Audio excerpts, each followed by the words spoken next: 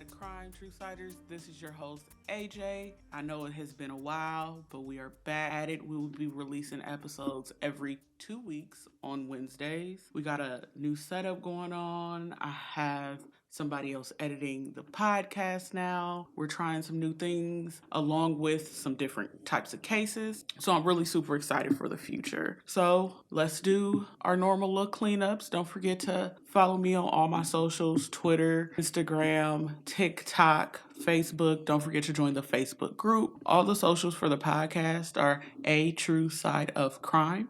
I love interacting with you guys on there, and I am going to be more active. We've just had a lot of things going on. Also, if you like gaming, go ahead and check out Code Red's Twitch. Follow him so you can be alerted whenever he live streams. Check out all the socials for Top Cluster Gaming, Instagram, TikTok, all those good places. Check that out if you like gaming. Not made for kids though. Do not let your kids listen to Code Red. He gets a little bit saucy. So today we are talking about the Lavena Johnson case. This one has been highly requested, and it took some time to get everything together and had to take some breaks. This one's a sad one. It's upsetting because it is a trend that we see in the military with women, and for some reason it continues not to be addressed. So this is the story of Lavena Johnson. Lavena Johnson was born on July 27th, 1985. She was from Florissant, Missouri. She was a loving sister, daughter. She was born to Dr. John Johnson and Linda Johnson, and Linda worked for the government, and John was a psychologist, and he was a vet. This is important later on because he is able to do things that other people wouldn't have been able to do if they don't know how the military really works. So even after he retired from the military, he continued to work for them as a psychologist. So he still had ties to the military even after he left, okay? Lavena was the second youngest of 5 children. There were 3 older boys, her, and then her younger sister, Lakeisha. Lavena was an honor roll student, an athlete. She would do walks, like cancer walks, and donate her time and money to just different causes around their town. And for all I've seen, nobody had anything bad to say about her, except for she was stubborn. When she made up her mind, she made up her mind. And she graduated from Hazelwood Central High in May of 2004. And there's this really nice photo of her family. Everybody's so happy, and she's in her graduation gown, and they just look so happy. And it's just sad because we know what happens in the end. Something that should have never happened. So Lavena was said to be like her dad. Like I was saying, when she made up her mind, that was it. So when she decided she was going to the Army, so her parents didn't have to pay for her college and her little sister's college, by the time she got to her parents, she had already made up her mind. She wasn't questioning. She was, telling them this is the decision that she made. She did ask her dad, if he could afford it. And he told her he would continue to work while they were both in college if that's what he needed to do. But she didn't want him to have to do that. And so she went to her dad first, talked to her about it. Then she went to her mom, and her mom did not want her to go. Her dad didn't want her to go either, but she did not want her parents to have to take on that burden, and she didn't want to have to take out loans or anything like that. And her dad was a vet, so in her mind, she probably thinking like, I'm just doing what my dad did. So she graduated from high school. She went to boot camp. She wrote her parents regularly about her experiences, whether they were good or they were bad. And that is something that's important later too. So remember that she didn't mind telling her parents when she was struggling.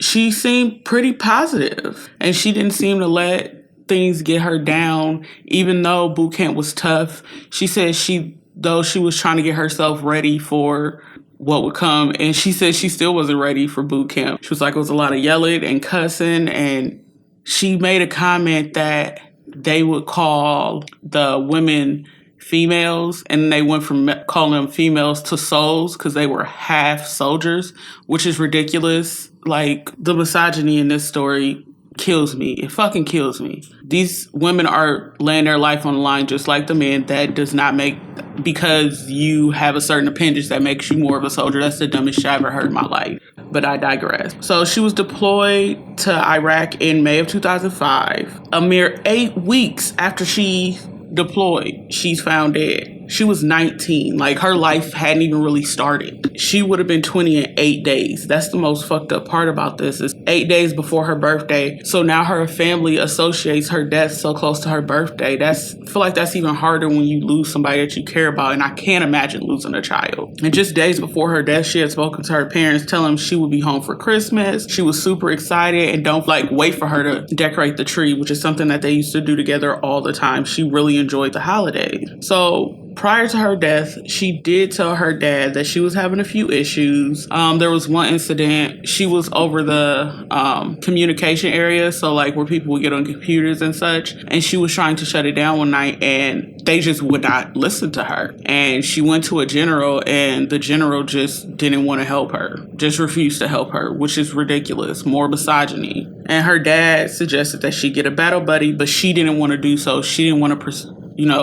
be seen as, I guess, weak, which I don't feel like it is, especially when you're having these issues with these men and it's clear that nobody's going to be standing up for you, because when she went to that general should have went in there and told the men they need to get their life together. But if you don't know what a battle buddy is, it's a person that's there with you on the base. It's the buddy system. So just like your kids have the buddy system, or I know for women, when we go out to clubs, we always have the buddy system. This your person, this the person you come with, this is the person you leave with. So on July 19th, the body of Lavena was found in a contractor's tent. Once again, this is another thing to pay attention to, because service members weren't allowed in contractors' tents. They weren't supposed to be there. So why would she just mosey herself on over there? These were like the tents where the contractors would take their breaks. And I seen pictures. It was so junky.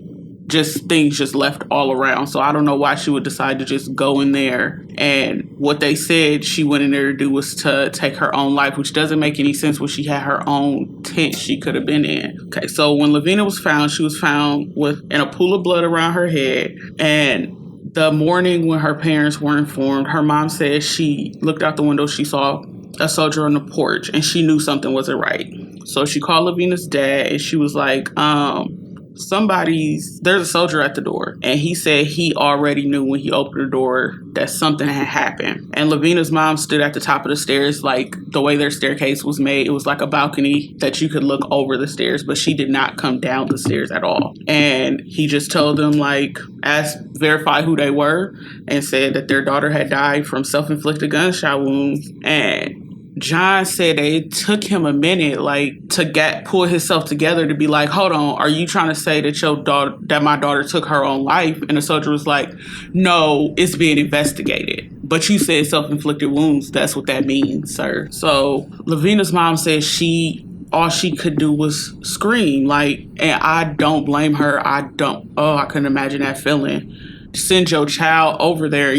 What you're scared of is that they die in battle, but she doesn't die in battle. It's not battle related, and that's not how you expect anything to happen to your child. You hope nothing happens to them there, but especially something that's not related to the war, because that's the thing that you expect to hear. Her parents were not buying the self-inflicted thing. They spoke to her 2 days before. She was just herself. The crazy thing, though, is they told the family self-inflicted wounds. They failed to say gunshot wounds, and they failed to say gunshot wounds with the M16, which is standard issue to Army personnel. Even when they did, I'm trying to figure out how they thought that somebody who was 5'1", who was 61 inches, could shoot themselves with the M16. And M16 is about 40 inches. I'm saying 40 because there are some that are like 38.8, and there's some that are longer. So it just depends on the M16. So an average of 40 inches. How is that possible? How could she possibly do that? And we're going to go into the explanations that were kind of given, because they really never give a good explanation. Every time they're asked a question, they come up with some dumb shit back, and it doesn't make any sense. So when the investigation, and I'm saying that with air quotes because it really wasn't an investigation, and if the person did actually investigate, it's two things. Either they were a bad investigator, or they just didn't investigate and they didn't give a fuck. So they said that she was depressed about a breakup with her boyfriend, and that's why she took her own life. And the Army suggested, because of the damage to her face that the family have a closed casket. And the family was like, no, we're going to have an open casket funeral. And the sister,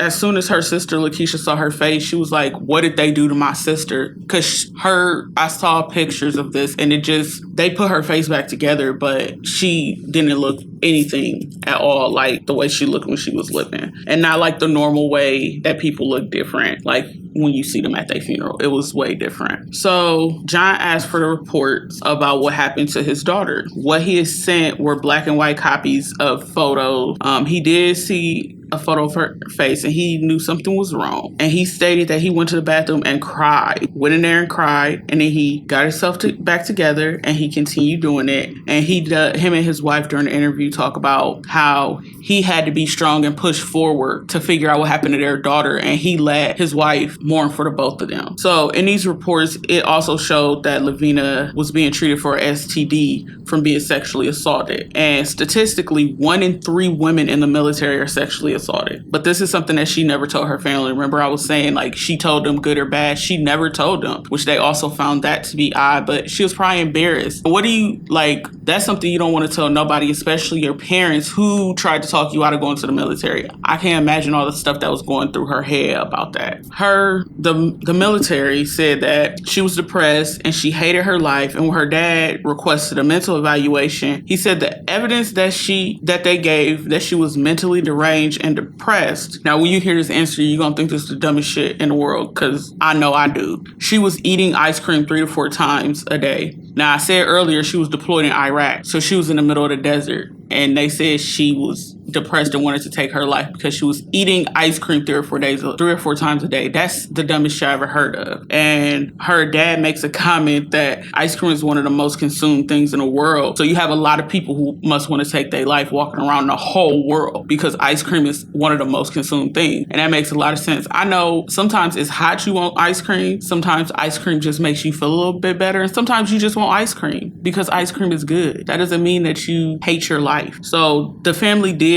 see something that would kind of, once they got this information that I'm about to tell you about, it gave them a place to push forward and gave them a place to look. So there was a picture of a computer disk, and some people say that it was probably somebody who realized that the Army wasn't giving the family the answers that they needed, and they scanned the picture of the disc. Could have also been it was just in there and they just scanned it. We will never know, because if somebody did do that, like, we're trying to get a family a hint, they never came forward. John, asked for a copy of the disc, and the answer he got back was no, because other people's names and information was on there, and it was about protecting their privacy. John's response to that was, though, if they had anything to do with his daughter's death, then he needs their information because he's trying to investigate and figure out what the heck's going on. But they didn't want to give him that information. So after a bunch of back and forth, they finally told him just to contact the legal department. And he said, I take your legal department, I'll raise you, because this man was to his congressperson, Lacey Clay. He didn't even mess with the legal system. He was like, fuck that shit, I'm going directly to Congress. And just so happened, Lacey Clay was part of a committee dealing with the death of football player Pat Tillman. Now, if you don't know who Pat Tillman is, he was previously a professional football player who enlisted after 9/11 because he wanted to serve his country. 9/11 made him feel like, he could do more to help the country. So he enlisted. And initially, it was said that he died, during combat by enemy fire. But truthfully, he died from friendly fire. And it was covered up. So it had to be an investigation happening. So during one of these hearings, when he's talking about Tillman, Congressman Clay confronts the representative for the Army. And this man says he never got the request, which don't nobody believe that, but he'll process it as soon as he gets it. Now, this was on television. Dude said that. But after they get off of the TV, he goes to Congressman Clay's people and like, the Johnsons aren't entitled to this disc. I'm not giving it to them. But if they really weren't entitled to it, why wouldn't he say that when he was on TV? Are you trying to save face by saying one thing on national television and then saying something behind closed doors? It doesn't make sense. Because if legally they could not have this document, there would be no reason for you not to say that on TV, because you would have that to stand on if that was actually a legal thing and not just you not wanting to give over information. So ultimately, the committee forces convinces the Army to give this disc over. And it has crime scene photos of Lavena. It has her right before her autopsy. And I've seen these photos online. You are more than welcome to look at them. They are horrifying. There's pictures of her inside of the tent, pictures after they've bagged her hands and stuff to try to preserve evidence. It's super sad, but it also makes things not add up. So Congressman Clay has a meeting with John and then some other Army personnel, and John's asking questions, and they can't give answers to the questions because once again the Army is being evasive. And Congressman Clay is starting to see that there's a bunch of holes in this story that they got, like it's not holding water, but they refuse to even clarify it for him. None of the questions that John is asking are the military giving good answers. And Lavena's death wasn't the only strange, unexplained deaths of women in Iraq. So there's a few other ones I'm going to talk about just to show the pattern of odd behavior, and that the Army makes this something that they do. It's just something they do, allegedly. So Major Gloria Davis is one, Hannah McKinney, Sierra Duncan, and Tina Priest. Now Tina Priest and Gloria Davis are two people that I heard about in one of the documentaries. Also, Hannah was talked about, but in my research into Lavena and the other ladies, I found Sierra Durkin's information. So I'm going to give a brief overview of their cases, like I said, just to show the correlation and show that this is repeated behavior. So Major Gloria Davis was career military.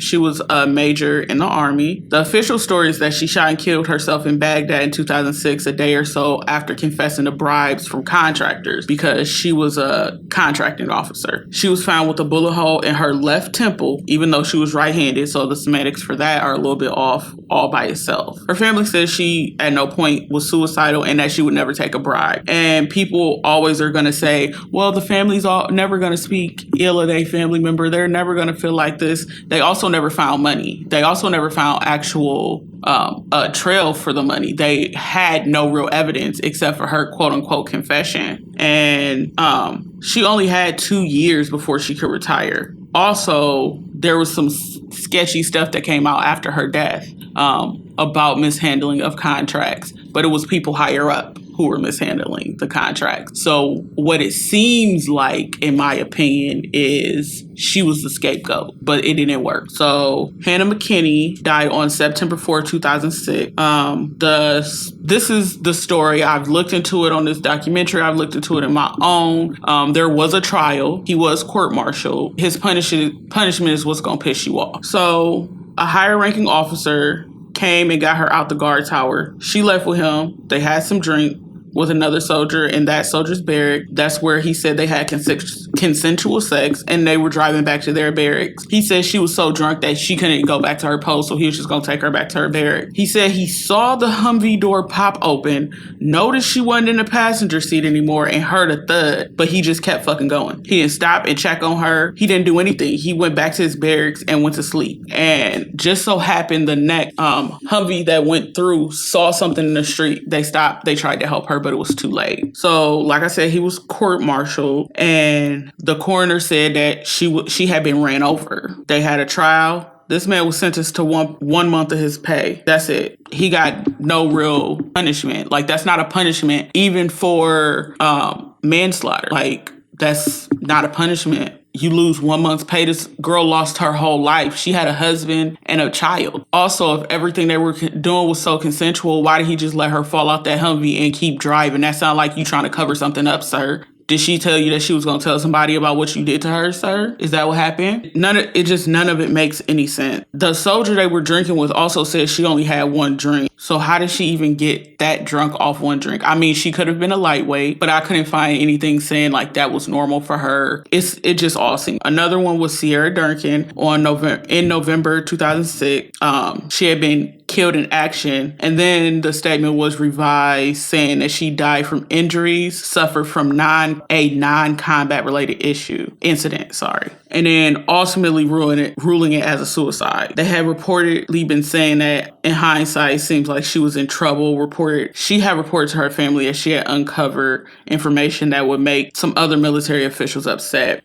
She was in the finance unit, and she said that she had discovered some things I don't like and made some enemies because of it. And if something happens to me, you guys make sure it gets investigated. She also sent an email to friends that another soldier had pulled a 9mm out on her. And this is another situation. After she died, some scandals came out about involving Afghan arms sales and high-level officials, which makes me think if this is the information that she found. It's just weird that like this other person pulled a gun out on her and put it to her forehead, she said, and there was no like, I couldn't find anything that showed that there was a punishment for this person or anything like that. It's just sad that these things seem to keep happening. So the last person we're going to talk about is Tina Priest, and Tina Priest was specifically talked about by Lavena's dad, John. He said that Tina's case most resembled Lavena's to him. So in early February, Tina reported that she was sexually assaulted. That's the first similarity. Her rape kit was inconclusive, but she was evaluated and deemed stable and not a risk. And she didn't need any, like, no risk management issues is what they said. And she was prescribed 48 hours of rest due to exhaustion by the Army psychologist. She was found with a gunshot wound from an M16, you know, that 40-inch rifle I was talking about. They ruled it a suicide. Sound familiar, don't it? Tina was 5 foot tall, so she was an inch shorter than Lavena. And they're saying that at 60 inches, she was able to shoot herself with a 40-inch gun with her toe is what they suggested. And Dr. John talks about him.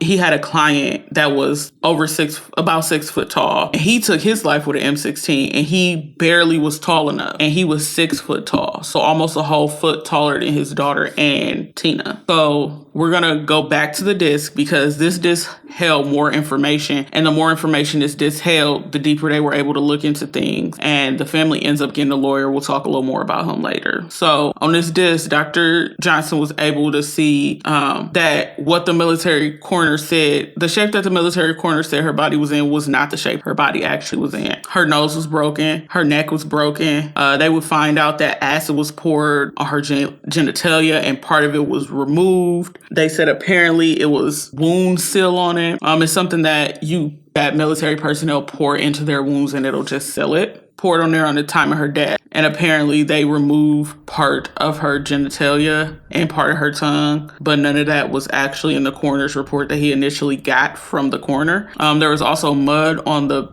back of her pants, like she was drugged. Her body was mutilated, and the military still refused to reinvestigate this. They refused to reopen it. I want to know how she drug herself to the tent, sat down on a bench, attempted to set herself on fire, shot herself with a 40-inch rifle, poured acid on her genitalia, and then none of that makes sense at all. So also, the M16 didn't have any fingerprints on it. Not her fingerprints, not the fingerprints of the emergency responder who told them they moved the gun. They said they picked it up and moved it. Their fingerprints weren't on it. It doesn't make any sense. And since she couldn't pull the trigger with her arm, it was suggested that maybe she pulled the trigger with her toe, but her shoes were on. So did she pull the trigger with her toe and then put her shoes back on her feet? Make that make sense. It sounds real stupid when you actually sit down and think about the evidence that they presented and then what they came up with. It doesn't make any sense. And then also she had to have policed her brass because they couldn't find the bullet anywhere, not in or around the tent. And then so the parents did get a second autopsy. So some of this information that I'm giving you is from the second autopsy, but the wound was said to look more like it was, came from a 9mm handgun than an M16. So that's also a problem because there was no 9mm in there. It was supposed to be her M16 that she used. That was the gun that was there, but it wasn't even hers. It was somebody else's M16, which also doesn't make sense. The whole thing, in my opinion, seems like it was either intentionally handled poorly or the investigators were inexperienced and it was just handled poorly. Either way, this girl has not gotten justice. And there is a theory that was brought forth by the family's attorney I had spoke about earlier. His name is Donald Watkins. This is, like I said, this is all his story. This is the stuff he alleges, and I'm just going to go over it because there's not a lot of theories out there about this other than the fact that she obviously didn't do this to herself. So he is the person that came up with a suspect. And don't get me wrong, the stuff he's saying sounds real suspicious. So he figured out that there was a high-ranking general that was removed from his post not long after Lavena's death. And this isn't weird. This doesn't really sound weird, but apparently he was a few months from retiring. And in war times, they don't remove generals from posts, and we were in the middle of a war. So you would also think that they would want him to stay at his post as long as he can, especially since he's already leaving. But why would a high-ranking general want Lavena dead? That doesn't make sense to me, at least, but this is his explanation. She discovered his affair, which I know people are probably like, why would he do all this over an affair? But there's more to it. Apparently, he was told by people higher than him that he needed to stop seeing this employee contractor, and he didn't. So we do know for sure Lavena was hanging out with a close male friend that they said was her boyfriend, but was not her boyfriend. This man talked to her father, was like, me and her never dated. We were just really good friends. And they went to go get snack, returned to his bed around midnight, and then later Lavena left by herself. The part that still doesn't make sense is why she went to the contractor's tent, but he says she went to the contractor's tent, and then he alleges she walked into that general and she catches him with his lover. Now, side note, they did find a notebook found, and his name was written in her handwriting because it's believed she had previously met him and talked to him before this whole incident happened. So apparently she caught him and he just snapped and attacked her and caused the injuries that we went over, the broken neck, the broken nose. And then he drug her into the tent because apparently this happened before she actually walked into the tent. So maybe she was just walking in that area. It's never been said like why she would have been in that area. Also, I have no idea how this base was set up, so I don't have the answers to that. But he snapped, caused her injuries, and she was in shock because she didn't think that she was going to see them. And allegedly, he set it up to make it look like a suicide due to rape. That's where they're saying that he poured the wound seal and the acid. Like I said, I still don't know why she'd be going in that tent. Also, where about the lady? Like, did she leave when she caught her, or was she there when he did all this and then she was scared? Because I know that would probably scare the shit out of me if the man that I'm dating is brutally attacking a woman in front of me. All I know is the military has a history of seeming to not treat cases that women report properly. There's too many mysterious deaths, and it doesn't look like these things are being taken seriously. And when they are investigated and they are taken to trial, it doesn't seem like people are getting the proper punishments for their crime. And in Lavena's case, they just don't add up. And I'm going to give some statistics on like attacks on women in the military because I think this is a real problem. We even saw it during COVID, all these women losing their lives, and they're just trying to do their jobs and serve their country. So I told you 1 in 3 women in the military are assaulted. That's 1 in 3 women that we know of. So how high is this number actually? Like, that's crazy. And generally, it's a higher ranking soldier. In 2010, the documentary, The Silent Truth about Lavena's death came out. And they said at that point, it was 143 deaths in that war. 25 of them were non-combat and 8 of them were classified as suicide. And we talked about 3 other ones outside of Lavena's that are considered suicides. And Hannah's, we know Hannah's wasn't. Like, her life was taken from her. It was just considered non-combat. I wish that they would reopen these cases and investigate them properly. Maybe we can't let the military police itself, or it needs to be a whole completely different department that doesn't fall in the chain of command, that can't have pressure put on them because these things are not being investigated properly, and it's sad for these families to not get justice for their children. That is all I have for the case of Lavena Johnson. It is super sad, and I continue to hope that these things don't continue to happen, but we need big change for it not to. Once again, thank you for listening to this podcast. Go follow all of our socials. Don't forget to check out CODEREDDCLAN. I'm going to spell it out for you real quick because it's not said the way you think it's, like, it's not going to be spelled the way you think it is. It's CODEREDD And all of that's going to be in the show notes. Also, check out our YouTube page. We are in the process of taking all of our podcast episodes and making them YouTube videos. So this one will come out on Wednesday as a podcast. And I'm trying to figure out the actual day that we'll get the actual video ones up. It'll probably be a day or two later. But thank you so much for sticking with me and continue to support me even in my absence. I greatly appreciate you guys. Continue to be the amazing people you always are. And please remember, don't get murdered.